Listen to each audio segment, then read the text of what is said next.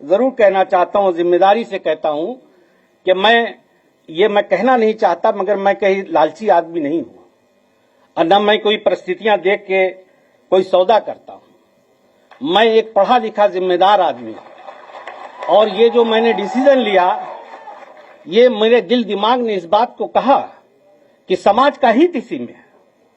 आज हम जिस परिस्थितियों में खड़े हैं, देश जिसमें खड़ा हुआ है, भाई हमारे सामने दो ही विकल्प हैं।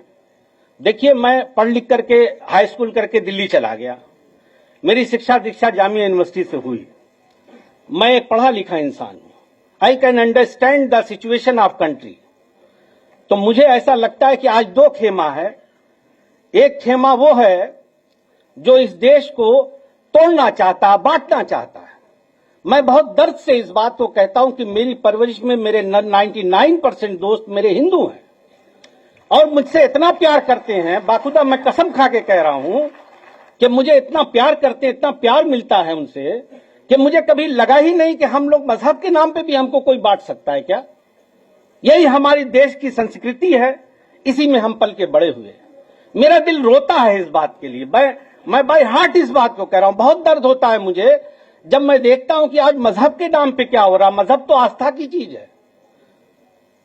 मैं एक बैग लेके गया, अगर इस देश का है, मुझे घमंड से मैं इस बात को कहता हूं कि मेरी जिंदगी पे अगर किसी का एहसान है तो मेरे हिंदू भाइयों का है। हाँ।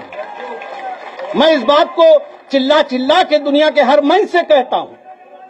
अगर इस देश का हिंदू इतना बुरा होता तो हम तो माइनॉरिटी में हैं भाई। हम तो कहते ही हैं कि हम आपके छोटे भाई हैं। कभी हमने ये नहीं कहा कि हम बड़े हैं। हमने हमेशा कहा कि आप मेरे बड़े भाई हैं, आप लीड करें, हम लोग पीछे खड़े हैं। मगर मेरे भाइयों, मैं आजमगढ़ से आए हुए लोगों को ये बात कहना चाहता हूं कि तुम्हारे इस भाई ने, तुम्हारे इस दोस्त ने ये फैसला किसी लोभ लालच में नहीं किया है, बल्कि ये समझा, दिल दिमाग से ये समझा कि हम लोग being a sincere citizen of country, हमारी क्या जिम्मेदारी है। तो लिहाजा मेरे दिल ने इस बात को कहा कि यकीनन हमें ऐसे लोगों के साथ खड़े होना चाहिए जो इसका विरोध करते हैं और इसको बचाने के लिए लड़ रहे हैं। माननीय अध्यक्ष महोदय, मैं दिलो जान से आपके पीडीए के नारे को ताकत देता हूं, उसकी हां में हां मिलाता हूं। इसलिए कि अगर इस देश में कुछ बदलाव हो सकता है तो यही उम्मीद है।